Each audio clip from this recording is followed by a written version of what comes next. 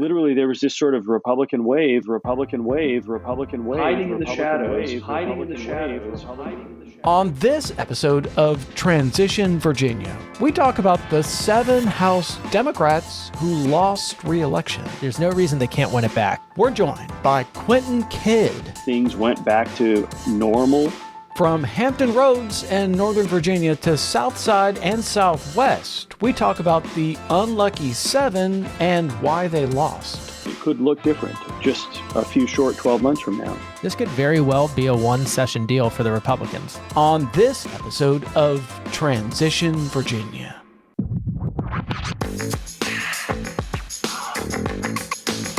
I'm Michael Pope. And I'm Thomas Bowman. And this is Transition Virginia, the podcast that's been examining the transition of power in Virginia politics since February of 2020. That was a different kind of transition. Now we're in a transition to Republican power. And part of the reason for that is because Democrats lost 7 seats in the House of Delegates. And that's what we are going to talk about today on the podcast is those 7 incumbents who lost and the districts they lost in. We've got a great guest to talk about these issues. We're joined by Quentin Kidd at Christopher Newport University. Thanks for joining us. Good to be with you, as always. All right, so because you're in Hampton Roads, let's start there. There were 3 Hampton Roads area incumbents who lost: Nancy Guy, Alex Askew, Martha Mugler. Let's start with the largest margin of victory, which is Tim Anderson, the Republican Tim Anderson, besting Nancy Guy with a 2.44% margin of victory. Quentin Kidd, what happened in this race between incumbent Nancy Guy and her challenger, Tim Anderson? So I think what happened is a snap back to normal. This district is geographically right up against the Chesapeake Bay. It sort of goes from Bayview and the Norfolk City line all the way to Lynn Haven Inlet. So if in the middle of it is the Chesapeake Bay Bridge Tunnel where you drive across to the Eastern Shore. And it's been traditionally a Republican district. Chris Stolle held this seat for a long time. And if you remember, in the legislative elections of 2 years ago, Nancy Guy was able to knock off Chris Stolle by 24 votes, if I remember right. And so she was basically won this seat in a great year for Democratic candidates and a really tough year for Republicans. She was able to win the seat by 24 votes.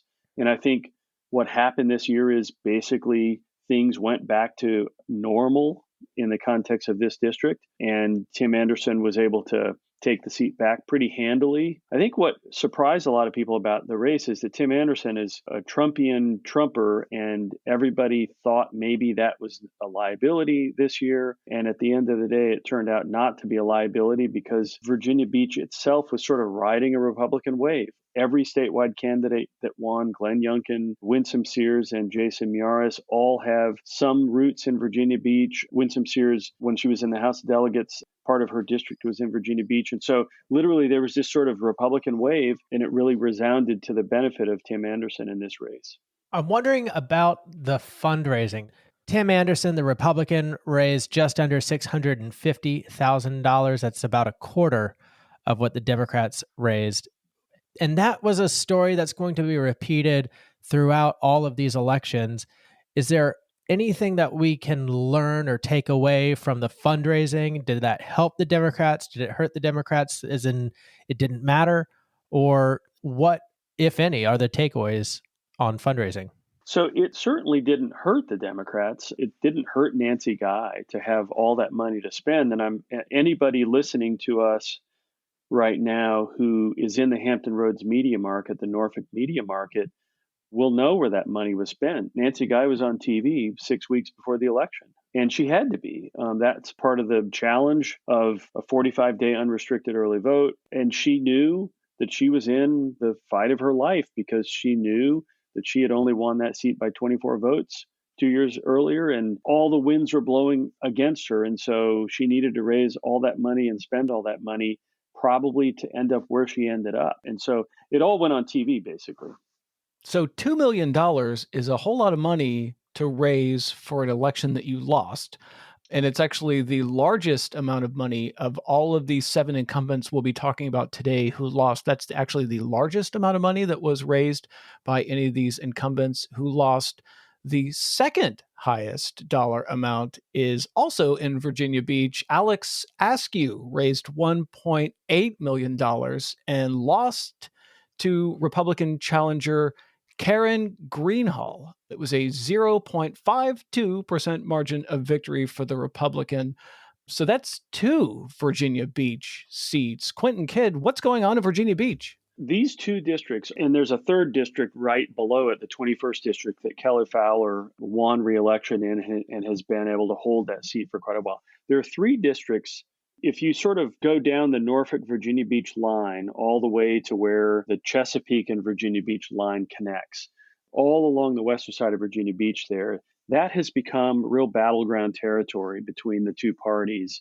And these are the 3 districts that Democrats were able to take over the last several election cycles, and now Republicans have taken back 2 of them. What's going on here is this part of Virginia Beach is has sort of reached an urbanized tipping point. And in urbanized areas, Democrats do better. And this is sort of at an urbanized tipping point where this area of Virginia Beach is really competitive. You can go into South Virginia Beach, southern part of Virginia Beach, and it's less competitive. You can go up north toward Fort Story. It's less competitive. But this part of Virginia Beach, right up against the Norfolk line, is really competitive.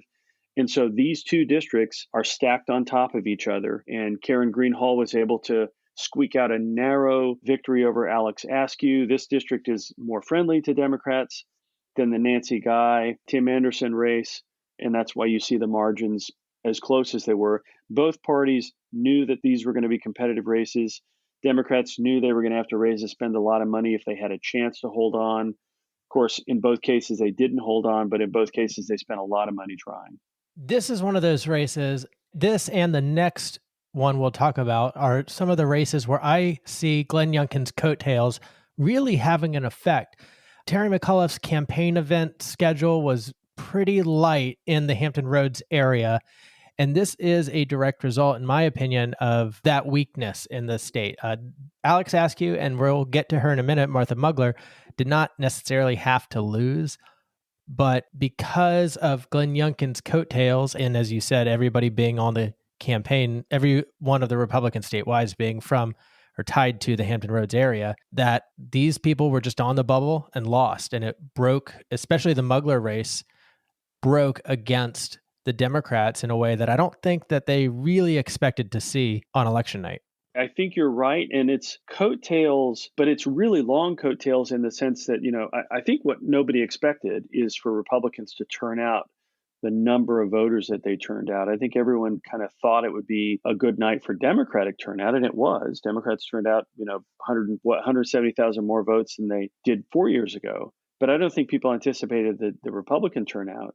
And it was those coattails of all those extra Republican voters who I think were excited about Glenn Youngkin and tipped probably 2 or 3 or 4 of these races that we're going to be talking about today, that if turnout had been equal to or slightly better than it was in 2017, might not have tipped. So turning our attention to Virginia House District 91, this is the Martha Mugler seat. It's really a swing district if you think about it, because in 2019 is when Mugler won the seat from Gordon Helsill. So here we see it swinging back in the other direction with the victory of A.C. Cardoza there in the Hampton Roads area. This, of all of the races that we're talking about today, this is the smallest margin of victory, 0.33% here. Quentin Kidd, what do we make of A.C. Cardoza winning against Martha Mugler? I think there are a couple of things to think about in this district. Number one, if you had told me when Gordon Helsill was representing this district, if you had told me that it would ever be a Democratic district, I probably would have sort of laughed at you a little bit, in part because it was always sort of Pocosa and York County, sort of further up the eastern side of the peninsula. It didn't take in as much of Hampton as it does now. And it does that in part because of that redistricting lawsuit that caused a lot of the House delegates lines in the Hampton Roads area to change. And the lines in this district changed and benefited Democrats. And so Martha Mugler was a beneficiary of that. She was well known in Hampton When she decided to run for House Delegates, she was on the school board. And it ended up being still a competitive district, but one that marginally benefited Democrats, it looked like, over the last several years, until we get a Black conservative Republican running who is able to pill off just enough Black votes, really excite the conservative base, ride the coattails of Glenn Youngkin and the excitement that Glenn Youngkin generated among rural voters. And you see this district perform like it has in the past, very blue in the Hampton area, very blue in parts of the area that get close to Newport News, but then very red in the Poquoson and more rural areas. But those very red areas turned out lots of votes. And those very blue areas turned out fewer votes than they probably needed to. And you get, as a result, a very marginal, very small win on the part of Republicans. Look, Democrats are going to contest this seat, assuming that redistricting doesn't change the lines drastically. They're going to contest this seat going on, I can't imagine. Yeah, this is one that the Democratic Party could win back conceivably as soon as 2022 if they're on the ballot that year. I was just talking to a friend of mine in labor, and he mentioned that losing the Mugler race and the Nancy Guy race is actually, from their perspective, a strategic victory because they were not necessarily friendly to some of labor's more marquee causes. And as a result, labor did not come out for them. Labor did not knock doors. Labor did not give them money. And so from their perspective, labor is the make or break quality. If you don't have their support, it's going to be hard to win in these seats. Yeah, and labor plays a role in these areas. I mean, I would imagine the highest concentration of organized labor in Virginia is in Hampton Roads. I mean, the shipyard and all of the shipping industry related labor activities that are, there must be hundreds, if not thousands, of unionized workers that live in the 91st and live in the 83rd. So in very close races, if labor sits out, then that really can have an impact on what voters learn about you, what they're encouraged to do, or what they're not encouraged to do. All right, let's take a break. When we come back, we'll talk about incumbent Democrats in the House who lost seats in Northern Virginia, South Side, and Southwest. But first, this feature from our regular contributor, Steve Artley. Good afternoon.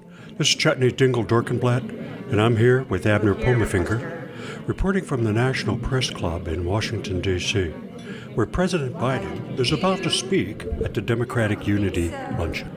With the recent shakeups in Virginia leadership, the president is expected to discuss his expressed exasperation at the divisiveness within the ranks, and we believe this talk will focus on uncovering reasons excuse me, Chetney. for these losses. I just want to say that we can see the president now, President Biden, is now emerging from the green room, beginning to make his way to the podium. Yes, Abner, thank you.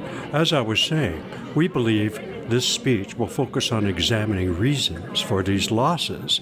And is it a foretelling of what to expect in national midterm elections that could mean their loss of control of the House and more losses Free in the scooter Senate? in every garage. Many are puzzled why the country's political pendulum has apparently begun to swing back to the right. Yes, but if the pendulum has indeed apparently begun We're to all swing, gonna die. We have is the 3 pendulum years. twisting as it swings in more of a theta direction, neither right nor left, but perhaps at a degree within the arc of delineation? Yes, Abner, that's wonderful. Now, President Biden is still making his way toward the podium. We are waiting for him to get to the podium. You're very soon. fat shaming me, and I identify as thin. Pendulum, it's changing Okay, color, he- and so yes, it's he now sometimes seems to be at reddish the and podium. Sometimes Oh, it's he bluish, just or passed the sometimes podium. it's more of purple, and not even purple, maybe more of a few. He's slowing down. Now stop. Sometime, He or perhaps- came to a stop, and now the president is What type of turning red are we around. talking Eat it. about? Okay, the And president is has it now red? fully turned Is it- around, or and is it he's heading more back cyan toward blue? Is it more podium. See, these are things. It looks as though this may take some time. We'll get back to you Perhaps shortly it's not even when on our the visual president spectrum actually at this arrives at the particular podium juncture. and has begun his speech to the Democratic Unity I'm not backing Luncheon. down on any of my requirements. It's either my way or the highway. No, I don't think so. This is Trevor Sutherland. You're listening to Transition Virginia, with world-renowned and much loved by every senator in the state, Michael Pope, and future convicted felon Thomas Bowman. And we're back on Transition Virginia. We're talking about the 7 House Democrats who lost re-election. Now, there was only one incumbent Democrat in Northern Virginia who lost, Delegate Joshua Cole of Fredericksburg. Now, this was the seat that was held for many years by former Speaker Bill Howell. Republican Bob Thomas held it for a term, then Joshua Cole held it for a term. Now it's swung back in the other direction with the victory of Republican Tara Durant. Quentin Kidd, what do we make of incumbent delegate Joshua Cole losing to Republican challenger Tara Durant? This is another one of those cases where I think Josh Cole was essentially in a borrowed district. This is one of those districts. If you go back to 2017 and 2019, Democrats picked up all of those seats in 2017 because of the backlash against Donald Trump. And then they sort of picked up a few more in 2019, again, a part of the backlash. I call this what's been going on in Virginia over the last 4 years, sort of Trump inflation. There was a Trump bubble. Democrats were doing far better than they would naturally do because Virginia is not a 6, 8, 10-point Democratic state. And what was happening is some of these districts that were probably slightly Republican districts or even a little bit more than slightly Republican districts were going Democratic because Republican voters were chagrined. Democratic voters and moderates were really angry at Trump. And so they were voting in any Democrat they could find to send a message. Josh Cole was one of those. As soon as that Trump inflation bubble bursts, this district, along with several others, suddenly snapped back to their, what I think is their steady state, their normal state, and that is a Republican district. And you see that. I think that sort of big picture explains what happened here. Fredericksburg is a city where you can really affect the outcome of the partisan leans of the General Assembly by how you draw the districts in that town. So Josh Cole's, now Tara Durant's district, will look potentially a little different after the new maps from the Supreme Court. And depending on how those look, there's no reason, in my opinion, that Dems couldn't win that area back, or at least a seat in Stafford. And the reason I say that is because you've got so much housing growth in Stafford, and those populations are new Americans. And when you have new Americans, they tend to vote Democratic. Josh Cole is in the current district was probably, as I said on a previous episode, he was the one I was most concerned about in Northern Virginia keeping their seat. And he's the only one in Northern Virginia that lost. Josh Cole was also very progressive compared to the rest of his district. And I think if Dems are able to run a candidate that more matches the tone of the local community there, there's no reason they can't win it back. It's not gone forever. In my opinion, there's no evidence that the momentum is gone. It's had a road bump, and it's going to be very hard for the Republicans to keep so many of these seats after redistricting because Northern Virginia is getting 2 more seats, no matter what they look like. Just to your point about the Stafford, that Stafford point you made about all the new housing, that area of the district voted for Cole in an environment where that area grows or those voters are agitated, angry, mobilized in any greater numbers, then you're right. That could be worth 2% of the vote pretty easily. And the line's drawn just a little bit differently. And to your point, it could look different just a few short 12 months from now. You might say it's an area in transition. You might say that. Okay, turning our attention to South Side, there were 2 incumbent Democrats out there who lost re-election, Rosalind Tyler and LaCherice Aird. Let's start with that Rosalind Tyler seat. Now, of all the Democratic incumbents who lost, this one is an outlier because Delegate Tyler was first elected in 2005, and it was a Democratic seat before she was there. So, Quentin Kidd, what the heck happened out in Roz Tyler's district where she lost to Otto Washman? This was the one I was most surprised at. And I think this is the result of the dramatic increase in the number of Republican votes that the Youngkin campaign was able to generate relative to previous gubernatorial elections. And a lot of those Of the 350, 400,000 more Republican votes that were cast this year as opposed to 2017, the vast majority of them came out of very rural areas. And there was all this talk about how white evangelical voters really like Donald Trump. But Glenn Youngkin was able to actually increase the evangelical vote for him relative to the white evangelical vote from 2017. And a lot of those just came out of really rural areas, and they were likely voters that had not been voting. They had been sort of hiding in the shadows for whatever reason, got really excited about Glenn Youngkin. And again, his coattails were able to pull some close races over the line for Republicans, and in this case, knock off a Democrat in a district that had nothing to do with the last 4.5 years of Donald Trump and how that has sort of changed the character of General Assembly races in odd ways that aren't normal.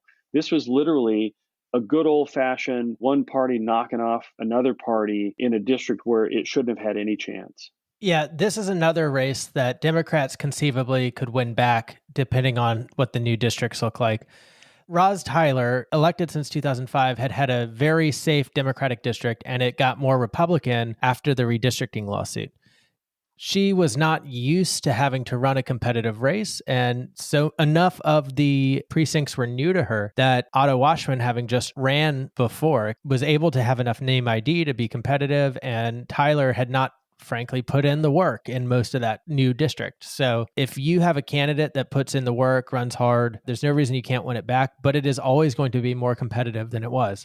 So also in South Side was what I would consider the surprise of the evening, which was the defeat of LaCherice Aird. Now, if you think about all of the lists that everybody put together about House races to watch or House races that Republicans are targeting, LaCherice Aird was not on any of those lists, and yet she lost to Republican Kim Taylor. The margin of victory was only 1.55%, so this is a very tight election here.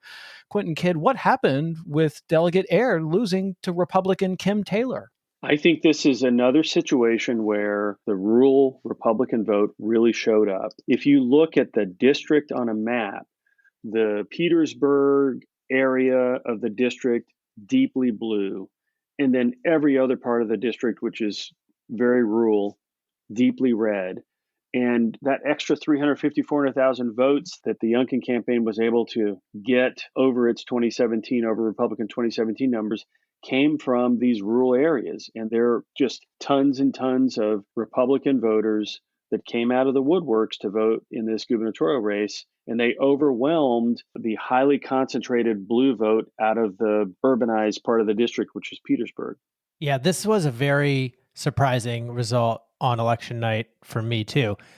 And LaCherice apparently had been telling people she was in trouble as far back as October, and people did not believe her because I'm in trouble in a relatively blue district is a common fundraising pitch that at this point is kind of like crying wolf. And then finally, when the wolf was here, nobody believed her. And I was, like I said, very surprised at that outcome. She had a budding career and might have run, well, she could still run for DPVA chair. She had thought about running for speaker against Eileen Fillercorn. There was some kind of maneuvering there. And of course, now Sam Rasool just lost his best advocate in his bid to challenge anybody in the Democratic leadership in the House. So this has a lot of impact within the Democratic caucus itself. And I think Eileen, if she wants to come back as minority leader next session, is kind of probably breathing a sigh of relief. Well, Delegate Aird was on Transition Virginia, and she was on one of our most popular episodes ever. So if you're listening to this, LaCherice, come back on the podcast and talk about your campaign. We'd love to have you. And speaking of Transition Virginia guests, the next race that we're going to talk about is Chris Hurst, who also appeared on Transition Virginia, who lost his race out in the Virginia Tech area to Republican Jason Ballard. Now, this was the largest margin of victory of all the races that we're talking about here. The Republican in this race actually won with the largest margin of victory. It was almost 11%, which is, Quentin Kidd, let me ask you, for someone like Chris Hurst, who had all that name recognition and all that star power going in when he was first elected in 2017, what happened for all of that to fade away and for him to lose by more than 10 points to Republican Jason Ballard? I know I sound like a repeated, a record on repeat here, but anything that happened 2017 forward was really an inflationary bubble. Giles County is a heavily Republican county. Pulaski County is a heavy Republican county. So the idea that Chris Hurst was sort of in office and all things being equal could sort of do a good job and voters would, would reward him with reelection just defied the reality of that district. And so once Donald Trump is out of the way, off the scene, the Republicans really don't have to carry the burden of him so much, even if Democrats tried to make them. You see the result. I mean, you see several of these districts snap back to their sort of the reality of their pre-17, inflationary existence. And this is the case study in that, I think. The Hearst loss has been described to me as a self-own or an own goal. And Chris Hurst getting a DUI certainly did not help his chances. And from people who know, they say he did not take his reelection campaign seriously until it was clearly too late. Another factor influencing that race was external. Democrats lost Campus North for the first time that I don't even know a time when they lost Virginia Tech's Campus North precinct. Mm-hmm. That's not something that happens. And so one reason you might ascribe to that is our gubernatorial nominee never went there. Never went to Blacksburg, never went out west, and you cannot win an election solely relying on Northern Virginia turnout. I'm glad that theory is dead. Okay, so it's time for takeaways here and putting all these seats together. One thing that occurs to me looking at all 7 of these seats is that the Democrats, all of these Democrats that we're talking about, all 7 of them raised significantly more money than the Republicans, twice as much, in some cases 3 times, 4 times, 5 times as much as the Republican. Any thoughts about that? Like, how is it these Republicans who were running on essentially a shoestring budget were able to beat these Democratic incumbents? So Democrats knew early, they understood, I guess, not knew. They understood early on that 45 days unrestricted early voting was going to mean that they were going to have to spend a lot more money. And if you're in a media market that is sizable at all, it's going to cost a lot more and you're going to have to go on TV a lot more. I think Democrats understood that inherently a bit earlier than Republicans did, but you also see the expression of incumbency advantage here and other factors like that. But I think at the end of the day, as the districts are drawn right now, gerrymandered as they are, Virginia is probably close to a 50-50 House of Delegates state. And we see what we're going to see is a 52-48 House of Delegates. And that is after a really, really bad year for Democrats electorally. And so that's the takeaway, essentially. It's costing a lot of money to run in Virginia, and it will continue to cost a lot of money to run in Virginia if we're going to have 45 days unrestricted early voting, because it costs a lot of money to basically do 45 days of get out the vote operation. And that's what costs so much. Yeah. And by the way, to any candidates or prospective candidates listening, one important takeaway is that money isn't everything. Money certainly makes everything easier, but money alone does not vote. You need people on the doors running a field operation. You need coordinated messaging, high quality messaging too, and giving people an affirmative reason to come out and vote for you. A lot of that was not done in this past election cycle, and this is the result, is that people go down. But all is not lost for the Democratic Party in Virginia in the House. This was a map gerrymandered to give Republicans 65 House seats.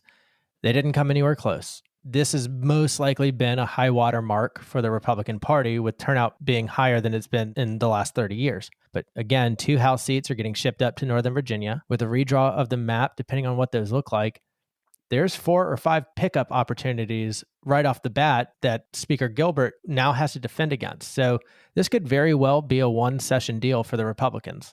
I was about to say, final question, are we all ready to do this again next year and the year after that?